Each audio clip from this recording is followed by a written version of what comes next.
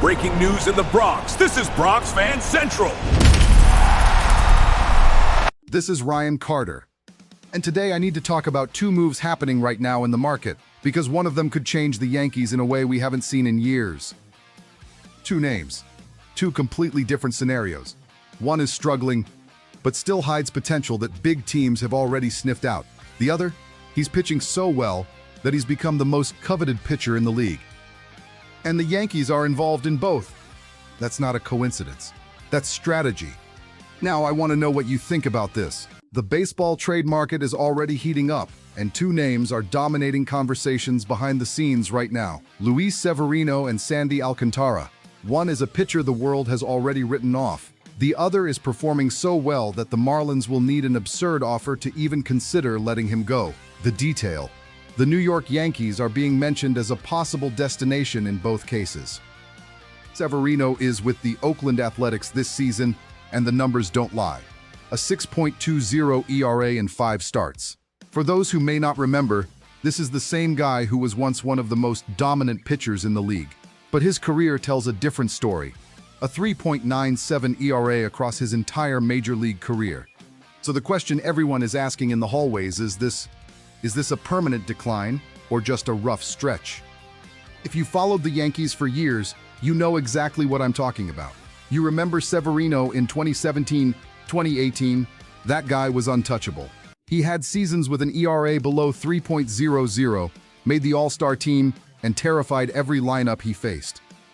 Then came the injuries, one after another, and when he returned, he was never quite the same, or at least that's how it looks right now. But think about it for a second. Have you ever seen an elite athlete start a season poorly and then completely turn it around? Of course you have. Baseball is full of that. 5 games is far too small a sample size to declare the end of someone's career. And that's exactly why teams like the Yankees, Mets, and Blue Jays are still monitoring him closely. Because if he flips the switch in the second half, whoever bought low is going to look like a genius. Look, I'm going to be direct with you, because that's how I operate here. In my view, Severino still has gas left in the tank. His problem isn't talent. It never was. The problem is consistency, and consistency is built with confidence, a strong pitching system around you, and an organization that believes in you. In Oakland, he's struggling. The team plays well collectively, but Severino clearly hasn't found his rhythm yet. Now imagine him back in New York, with the Yankees' coaching support, in an environment he knows, with fans who lived through his best years. I think there's a lot of untapped potential there, and the acquisition cost right now is low precisely because of this rough stretch. That's exactly the kind of calculated gamble that big teams love to make. If you agree or disagree, Yankees fans, hitting the like button really helps the channel keep bringing you team news. Let's keep going. Let's put the numbers on the table to understand the scale of what we're talking about. Severino was drafted by the Yankees in 2011.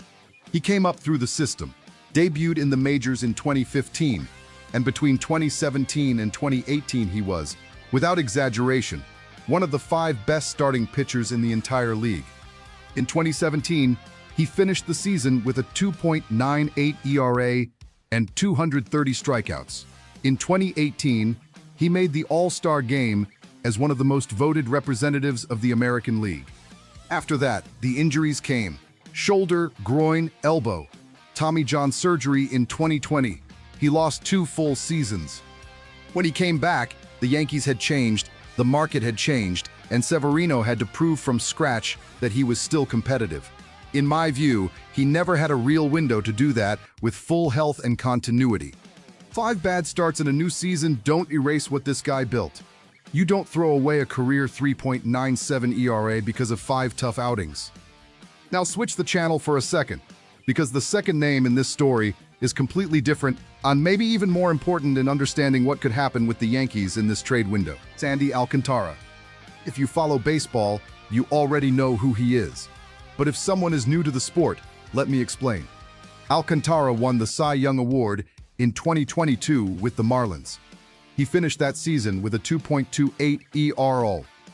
In 2026, he's already showing he's back to elite level after recovering from Tommy John surgery as well. He's been at the top of trade speculation rankings every single week this season. To me, that says everything. When a pitcher of this magnitude becomes available, you don't sit back and wait. You act. The Yankees need an elite arm in the rotation to truly compete for the postseason, and Alcantara would be exactly that. A number one starter who would immediately change the identity of the team. From a structural standpoint, these two cases affect the Yankees in very different ways. Let's start with Severino. If the Yankees make a move for him, the payroll impact is low. The Athletics would likely accept prospects or a moderate-cost deal, precisely because his current numbers are scaring off more cautious teams. That creates flexibility for the Yankees to use their bigger budget on another move, like going after Alcantara. In the Dominican pitcher's case, the situation is different. The Marlins won't let go of a pitcher of that level without receiving a massive return, whether in top-tier prospects or real financial value. The Red Sox are mentioned as favorites because their roster has a major gap in the pitching staff. But the Yankees have the history, the market, and the financial power to enter this race seriously. The big question is, what price is the organization willing to pay? And this is where I want you to think with me. The Yankees can't stay in the comfort zone of almost anymore. The Bronx fan base has already lived through years of promises, players who arrived as saviors and didn't deliver, decisions that looked right on paper but fell apart on the field. Are you tired of that? Because I am. The front office has the tools now. Money, prospects, flexibility. The trade window will open and close quickly. The Red Sox are already making moves. The Dodgers never stand still. And the Mets are desperate for quality pitching. If the Yankees hesitate, they might end up watching Sandy Alcantara pitch against them in the postseason. Do you really want to go through that again? Because the window doesn't wait for regret. Let me be clear about my position. I would go after both. I wouldn't choose just one. I'd pursue Severino as a high-upside, low-cost gamble, and I'd push all available chips towards Sandy Alcantara as the centerpiece of the rotation. That combination would turn the Yankees into a real title contender, not just a team that reaches the postseason and exits in the first round. Alcantara at the top changes the entire pressure dynamic for opponents. A recovered Severino, with the right environment, could be a number 3 starter who makes a difference in long series. This isn't fan fantasy. This is championship team building. And I'm tired of seeing the Yankees be competitive without being dominant. This is the opportunity. And opportunities like this in baseball don't come often. So that's it, Yankees fans. 2 names, 2 completely different stories. And the Yankees right in the middle of both. Now I want to hear from you. Would you go after Severino as a bounce-back gamble?